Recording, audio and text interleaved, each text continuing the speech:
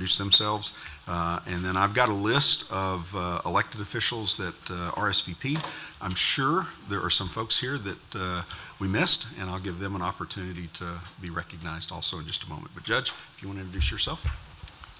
Thank you, Judge Blackburn. I'm Scott Felton, McLennan County Judge, also chair of the McLennan County Water Resource Group, which are different water users for our citizens of McLennan County.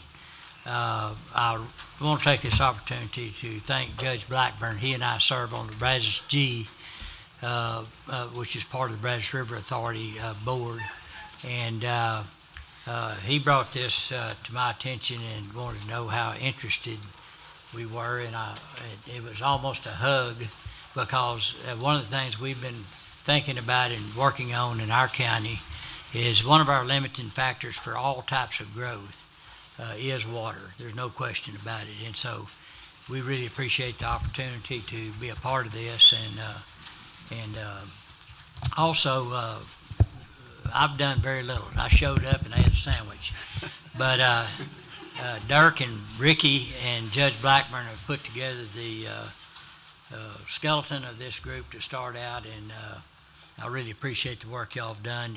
Obviously, we have experts in the field of water, both groundwater and surface water, and it's a pleasure to serve on this board. Thank you, Judge, and thank you for your participation, your support, both past, present, and future. Ricky, you want to go next? Sure. So I'm Ricky Garrett. I'm the general manager of Bell County WCID 1. I've been in the water business most of my whole professional career, 28 years with City of Waco, and I'm working on year 12, I think, here. And so water and water service is just who I am, and glad to be participating. My name is Dirk Aaron. I'm currently the general manager of Clearwater, the Underground Water Conservation District. I'm very privileged to have been received that position back in June of 2011. Prior to that, I served as a county agent across the state of Texas for a little over 30 years. And so I'm like Ricky, we've been around a while, and water has always been the number one issue wherever I served as a county agent by the people, whether it be as small as Silverton, Briscoe County, or when my time in San Antonio and Bexar County, water was an issue there as well. So I feel very privileged to also serve on Region G with Judge Felton and with Judge Blackburn. And again, I just want to echo my appreciation to our legislators and their staff that are here for doing such a great job in support of this. But I'll end that with Judge Blackburn. We feel very, very blessed to have you take the lead on this and step out front. It wasn't always an easy conversation, and we appreciate it. Thank you, sir. And Brandon, is there a clicker somewhere? It's at the podium. I got it. I was going to go ahead and click to the next slide, or you can advance it before we get there. That's got the, thank you, Ricky. Okay, and I'm going to have to keep turning back.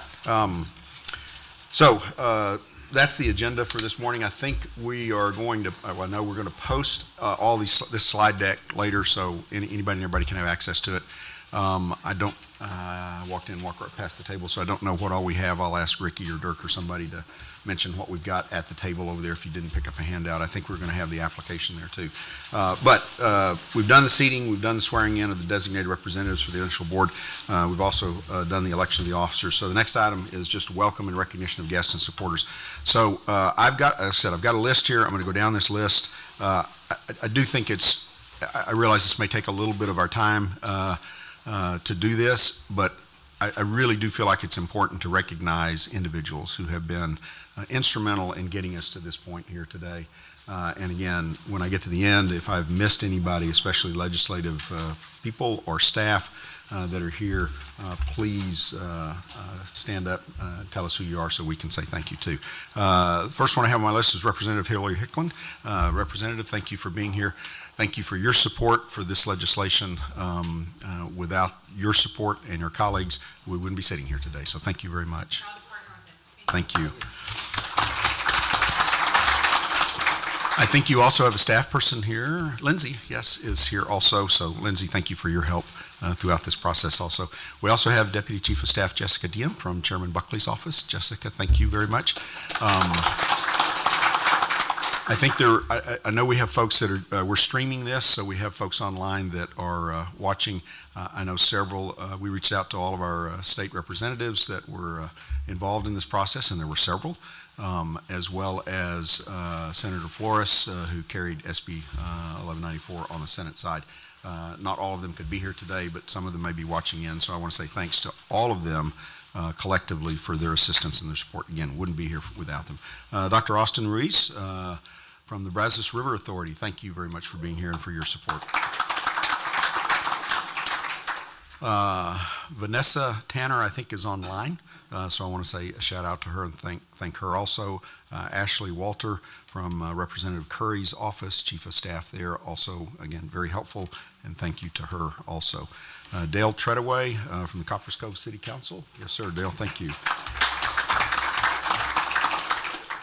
Many of these names that I'm going to read are also representatives of their governing body that are here, and many of these names you're going to see on the slide, or entities you'll see on the slide later, who filed letters of support or resolutions of support, and or helped walk the hallways in Austin this past session. So again, big thank you to all of you.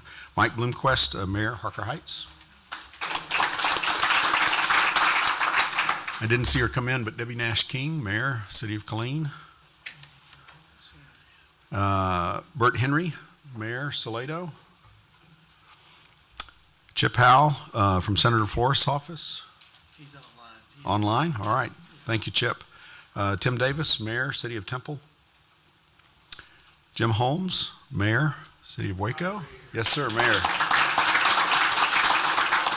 Thank you, Mayor. Thank you for being here. John Jenkins, WCID number 3 Board Director. He did not. Okay. And then from Clearwater, I think we have the entire board present. Is that right? Gary Young? Almost. We were wrong. Scott Brooks. I saw Scott a minute ago. Hey, Scott. James Brown. Jody Williams. Leland Gerspach. Over here with his friends. And over here. All right, very good. Thank all of you for being here. And then for WCID number 1, we've got several of the board. If not, I can't remember how big your board is, but lots of folks here. Rob Robinson, which has already been up here. Kenny Wells. I haven't seen Kenny. Sandra Blankenship, I saw her a moment ago. Yes. All right, Sandra. Dr. Joyce Jones, I saw her also, I think. Yes, ma'am. Ricky Wilson. Ricky's in. And Ricky, yes, sir. I saw him too. Rich Grandy. I haven't seen Rich. Okay, all right, and that's from WCID number 1. So thank all of y'all for being here. Also from, in addition to the mayor of Waco, from McLennan County, we have Jim Smith, Precinct 1. Yes, sir. Welcome, sir. D.L. Wilson, Precinct 2, Commissioner. No, I didn't see you. Okay, and Will Jones. I did see Will a moment ago. Will's over there. All right. All right, so now who did I miss? Vicki Mercer, representing Peter Sessions. Vicki Mercer, welcome. Thank you for being here. Anyone else? Don't be bashful. I've never seen an elected official be that way. All right. All right. Well, very good. That's, again, I thought it was important to take 5 or 10 minutes just to go through that list so that hopefully everybody in the room gets a sense of the support that we've had and hopefully we'll continue to have. So thank you for being here. All right. Next item on our agenda is to review some of the challenges and the steps that we've taken to get us to this point. We'll try to go through these slides. We've got a few slides in the deck. I should have mentioned earlier too, our objective is to get you out of here no later than 1 o'clock. I'll do my best to do that. If I don't do that, then fire me and promote the vice chair so that we keep you on track. But again, yeah. So we'll go through this slide deck fairly. Some of you have seen these slides before, which is why I'm going to go through them fairly quickly. But I think it's important to review some of this, and there are some faces in the room that are new faces. So they have not seen some of these slides and some of this deck. And again, we'll make the full deck available online after the meeting. There's your initial board members. We didn't know for certain until today that WCID was going to appoint or designate Ricky, so that's why his picture's not up there. But that's your initial board for the Central Texas Water Alliance. Okay, so how did we get to this point?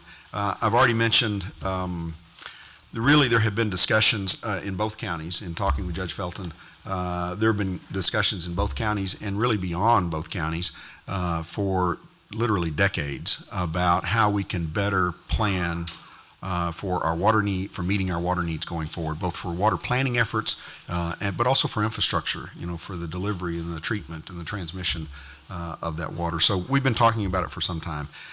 In November of 2024, bills were filed. Very much appreciate the folks that are listed on that screen up there. The senator, as well as Chairman Buckley, and then the joint authors, Representative Hicklin, Curry, and Spiller, all were key and instrumental in helping us move SB 1194 ultimately across the finish line. There were multiple stakeholders involved that offered their support. In total, we had formal letters of support or resolutions of support from 27 different entities.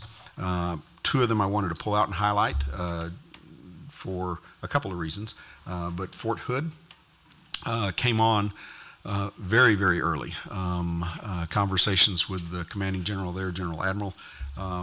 He was very quick to catch on to the significance and the importance of this issue and this process, and wrote a very nice letter of support that I put in the front of every packet that we handed to every legislator so that they could see Fort Hood support for this initiative.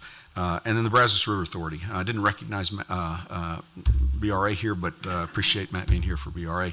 The Brazos River Authority, I met a couple of times with David Collingsworth about this, and he was extremely supportive of this initiative also. So very much appreciate both of those entities' support, along with the other 25 entities that you'll see on the screen up there, and many of whom are represented in the room here today. So we very much appreciate you being here also. You'll see the list there. I won't go down that whole list of entities, other than to highlight a couple of things for you. One is you'll see water purveyors on that list. You'll see non-water purveyors like Bell County, like McLennan County. We're not water purveyors, but we're supporters of this, and we're going to be investors in this as we go forward. But water purveyors, non-water purveyors, you see public entities, you see private entities, you see state entities, you see federal entities on there. Really a collection of entities that are joined together really with one common cause, and that's just to better plan and develop for water for this region. I mean, that's really the ultimate goal. So you just pop that in. So Okay, and that's the red lines there. Sorry, I don't know how to go backwards, but the red lines on there were the CCN boundaries for these supporters, and you can see it stretches out across the region. So discussions have been occurring for several years, I would say decades, about the need to address the issue of really more people coming to our region and not enough water. We need more water. Recently, those discussions focused on a pathway that would create a regional water authority. There are about 30 water authorities across the state right now, so this is not necessarily, we didn't reinvent the wheel. It's already been out there. It is by nature and by mission intended to be regional in its efforts, and the footprint and the governance model should reflect that as we go forward. That is our intent. Survey went out to our area water purveyors to see who might be interested in this approach. We did that by their CCNs. If there was a CCN that was serviced initially, our initial list, all or a portion of Bell, McLennan, and adjacent counties, then they got a letter asking if there was some interest. And again, the list that you see up there was the ones that offered some formal support. These slides I'm going to go through really quick because I don't really have to tell this room any of this. This room knows this. Water is likely to be, I would argue, is the single most limiting resource for economic growth in Texas. I've got another presentation that I do that I pop up a police car and a fire truck and a public works crew working on roads and a school building with kids in it. And I pause there after I pop all those illustrations up, photos up, and say, none of that matters. Absolutely none of that matters if there's no water. None of it matters because there's no people. If there's no people, you don't need schools. If there's no people, you don't need roads. If there's no people, you don't need police. So everything centers around water. It always has. It's just crystallizing, I think, now, and will further crystallize in terms of the issue over the next several years. Texas' unmet water demands during severe drought, you can see the number up there, but it's significant. Our infrastructure is not in the best of shape, as you can tell by the ranking that the civil engineers have given. And in fact, the American Water Works Association says 70% of our infrastructure is past its useful life. So you combine growth and the need for more with infrastructure that needs repair or replacement. And that presents a pretty daunting challenge for areas in Texas that are growing like Central Texas. Tens of billions are going to be required over the course of the next several years. This chart, I won't spend a lot of time on it, other than to say, and as I think Judge Felton mentioned, we three of us sit on the Brazos G Water Planning Board, and it's always interesting to see when we do the 5-year plans, as we do those 5-year plans every 5 years, the forecast for demand and then the forecast for supply. And as you note from this chart, surface water, groundwater, reuse water is actually projected to decrease approximately 18% in 2020 to about 13.8 million in 2070. So over the next 50 years, which sounds like a long time, but in the water world, that's not a very long time because it takes so long to get projects online. But when you see a decrease in supply and an increase in demand, that usually represents a problem and something that you need to address. And then, of course, most everybody in here is familiar with the end of 2023 when we experienced a pretty severe drought, and 79% of the state was under some form of drought conditions. So we should know that firsthand, notwithstanding the rain we're having today. All right, so that's the picture of where we're at in terms, big picture, in terms of water and water issues that we're facing. So one of the tools that we focused on several months ago, we really did look at several options, several different things that we might do to try to better regionally plan for water and water development. And we kind of centered on and focused on water authority as maybe the best tool for us to move forward with. It's really as a cooperative of multiple entities. It has to be authorized by state law to acquire and then develop a water supply and then potentially to transport that, including wastewater. And that's written into the legislation in terms of what the authority and the power is of the water authority. The entity is created and authorized only by act of the legislature, so it's not something that 2 or 3 entities could agree to create and then go out and do it. You had to get state legislation to do it. So the vision was cast that let's try that. Let's see if we can do that. We recognized that it's not easy getting things through the legislature. And even things that might be semi-local or semi-regional that were once somewhat easier to get through the legislature are not so much anymore for a variety of reasons. So we knew it was going to be a little bit of a daunting task, but that was the vision that was cast. We started conversations with multiple entities like McLennan County, like the Clearwater, like WCID, and multiple other, BRA, multiple other entities to see if there was an interest, gain support, traction, and then begin the process of trying to draft something or initiate something that we could present. That all culminated on May 15th when Governor Abbott signed 1194, authorizing the creation of the alliance. Lots and lots of work went into to that to get it to this point. Lots of work in front of us, but certainly a significant heavy lift to get us to this point. So why, I mentioned when I started that there were multiple entities in this, federal, state, local, public, private. And so what I'm going to ask Dirk to do is kind of go over why those entities, at least from our perspective, decided that there was support or there was a need for this and joined the effort. If you'll go to the other slide, Judge, real quick. So this slide right here illustrates a three-legged stool that really simply, there's three types of entities on this initial board, and the vision is that possibly we might see more of you fill in one of these legs of the stool. The first is, why is the groundwater districts even participating in this alliance when in fact we don't purvey water? We're a regulatory entity at the local level that should have understanding, discernment, and make scientific-based decisions on permitting, to permit or not to permit, and what that balancing act is between a property right of one individual who wants to produce with the balancing of the adjacent property owners. So finding that sweet spot, get somebody under modified rule of capture. Districts have to have a discernment in that, understanding one property, the balances between one property right and the other. It is groundwater owned in place. So having where there's a possibility of additional water storage and aquifer storage and recovery, districts like ours have invested in that technology, invested in the science necessary to a much higher degree than just simply what's in TCEQ's rules and what was there. And so Clearwater, and the blessing we've had with the relationship with Bell County and Clearwater right before COVID is we began a pretty intensive study.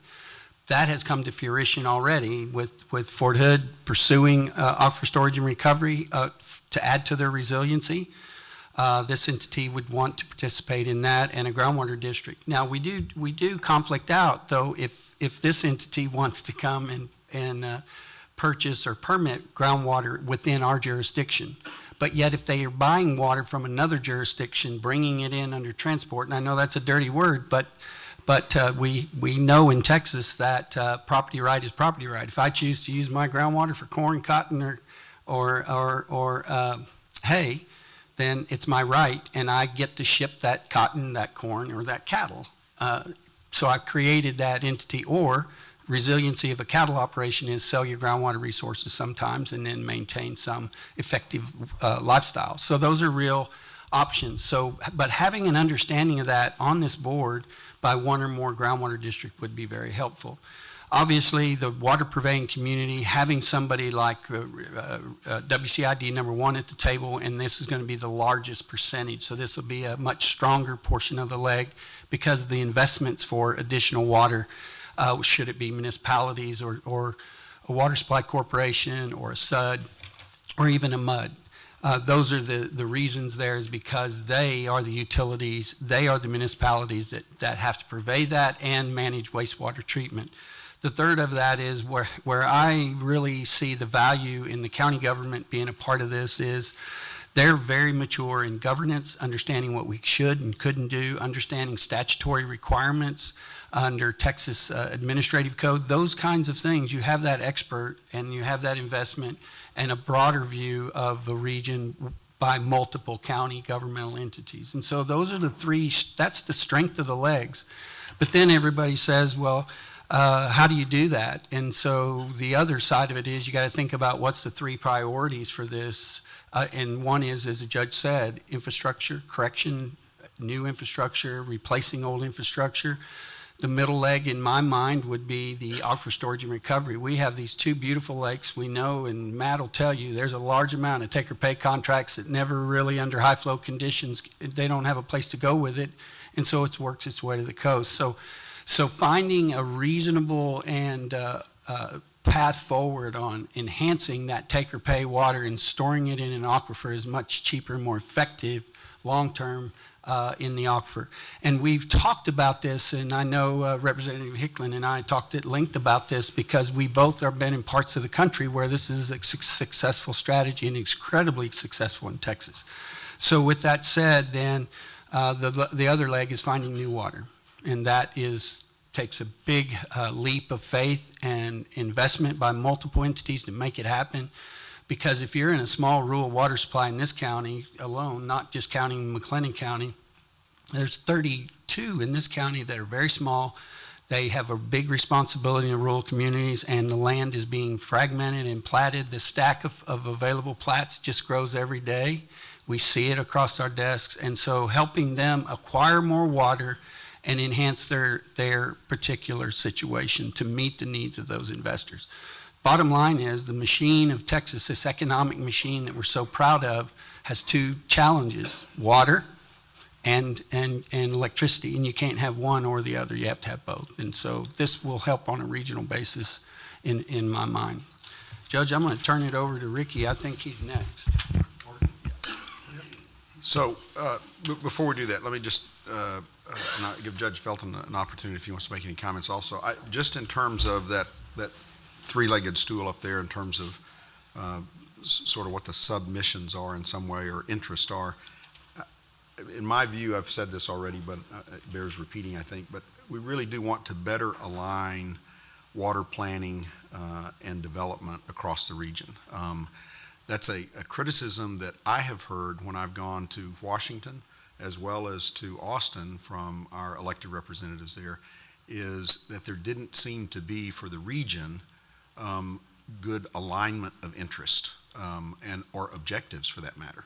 And so this alliance is intended to at least provide a platform, maybe not the platform, but a platform where those interests can be better identified and better aligned, so that when we do go talk to Austin or Washington for assistance, we've got a shared vision, a shared goal, and alignment. And that facilitates getting action done in both those cities. It just does. And so that's a big, big part of this effort. And the other cliche that I have used is that the intent here, and I think the reality is, that the sum of the parts is going to be greater than the parts themselves. So when we all aggregate together for a single project or cause or whatever it is related to water planning and development, we're much more likely to achieve that than we will be individually. And that's another criticism I've heard, or comment, criticism is not the right word, but a comment that I've heard in both McLennan County and Bell County, is that there are a lot of water purveyors that are small water purveyors that were never built for, never designed for the type of growth and development that they're now seeing. And so they're somewhat overwhelmed with the ability to meet that. So the idea is, if we can aggregate those interests, identify those interests collectively, that we can better address those for everyone, both on an individual basis but on a collective basis. And I think those two things were drivers from my standpoint in terms of why is the county involved in this. I've had a couple of people come up to me and say, the county doesn't sell water, the county doesn't treat water, the county doesn't own any water. Why is the county participating in this? Why is the county willing to financially participate in this? And what I tell them is what I just told you. I start off with, there is no other issue more important to the county than water. There isn't. And we need to be invested and need to be leading in that area on behalf of and in concert with all of these water purveyors and non-water purveyors to make sure those interests are achieved. All right. Ricky, you want to take it? I need to get you to the next slide, don't I? So the next slide is talking about next steps, which I'm going to hand the microphone over to Ricky to let him walk you through kind of where we're at, and then the application that we've got in front of us today. It's really the only potentially action item that we posted for the meeting, was to consider potentially adopting an application that we could post and then let folks fill those out and get back so that they could become formally members of the Alliance. And I think, were there copies on the table over there, hard copies? We didn't haven't make- yet. Okay. Did you bring some? They have a copy of. Okay. There was supposed to be 100, and so it looked like they're all got. They're all gone. They're all gone, Okay. okay. Well, we have hard copies, but don't fear. We'll have this online also. Ricky will walk you through that also. But what I'd also ask Ricky to do, in addition to talking about sort of the path forward for the next 5 or 6 months or so, at least our best guess at this moment, is also kind of walk you through the application so that for those that are interested in applying to become members of the Alliance, we can show you what we've got drafted today. We may or may not vote on this today. The timeline is going to make at least a preliminary assumption that we do vote on it so that there's an opportunity at an upcoming meeting to actually begin bringing members into the Alliance. Okay, Ricky, you got it. All right, so as Judge Blackburn mentioned, this is just kind of a big picture, best guess kind of thing, steps forward. We actually, Ricky, can you push the mic Yeah, over? yeah. We've actually been, is that too close? Any rate, we've been putting this application together the last few days, and we feel like it's in a pretty good spot. We're asking for a good bit of information, but I think it's all important for us to be able to better understand and know the entity that's making applications. So these are entity, not individuals, and we will select an entity who will then name a sponsor, and that's per the statute. So as we are here, all the initial sponsors have named their reps. We've been sworn in, and here we are today. And the only item of business that probably is pressing today is the applications. So this is the intro. This is just name, rank, serial number, authority and governance, which part of the water code were you organized under and subject to. That's kind of general information. Then the next section has to do with system operations. We want to know more about your CCN. Are you retail or wholesale? Just general, still somewhat general, but we're drilling down a little bit more. We also want to know about your challenges or concerns that you might be having, whether it's replacement of old infrastructure. Maybe your infrastructure you have is inadequate for the growth that you're seeing. It's not delivering enough water. Just any detail like that you can provide would be helpful. If you have a recent master plan, something like that, a comprehensive plan that you share within your city, anything that would shed some light on what your needs and concerns are. We want to see how you're governed politically and administratively. Are you public or private? I'd like to know if you've had an audit recently and if that could be provided, a financial report. If your minutes are available publicly, or if there was a way we could get just a couple of months of minutes background. And then lastly, again, it's audit report, rate structure. We'd like to know if you've got water loss percentages that you can share. I know the Water Development Board likes to see that every year. We just kind of want to see if your gallons per capita per day, or you're in real good shape or you're not so good shape, just what it is that we could help address. And then again, just ending up just on the challenges and concerns that you have. What do you see your needs are as a water entity? And that's the application. I've glossed over it fairly quickly. I think most of you have seen applications similar to this, and should have that in your records. And I think that was it till we get to the startup matters, Okay, Judge. all right. Thank you, Ricky. Again, I should have mentioned early on too, we will have, all of us have agreed to stick around for a few minutes afterwards. So if you've got some questions that you want to bounce off of us, we're happy to try to address those. As I mentioned when we started, we haven't drafted any bylaws yet, so that'll be a first order of business here in the next meeting or two to get those drafted. But we thought it was important to go ahead and get an application out there so that folks could begin applying, and that we could potentially accept some members to the Alliance as we draft our governance documents. We think that's important too. So that we get that input and that buy-in, those stakeholders recognized early on. So again, if you have any questions about the application, suggestions, anything else, please feel free to get with one of us. All right, so I guess I'll pause there for a second because we do have that listed for consideration. If there is an intent for a motion on that item to accept that application, I'll entertain it. So moved. Second. Motion and second to adopt that application. Is there any other discussion or questions amongst the board? If I might just clarify, Judge, that the application you all have has some corrections that weren't in this.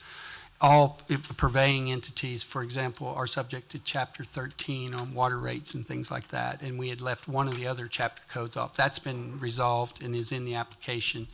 What we do hope is people use the online form so that it's a fillable form opposed to using handwriting printing and handwriting it out. Ricky will have access to that, and I'll work with my coworker Whitney Ingram to see if we can't have a link to that on our website as well. Thank you, Dirk. Judge, Yes, sir. if you'll advance to the last slide, it's got my email and on there, I think. Sorry. And so that's where the application form can be found, And the PowerPoint, yeah. and the post PowerPoint will be at that www.wcid-1.org until we can get our site stood up. But appreciate WCID being willing to do that on an interim basis for us. Again, the application's online, so you can fill it out online and submit it online. All right.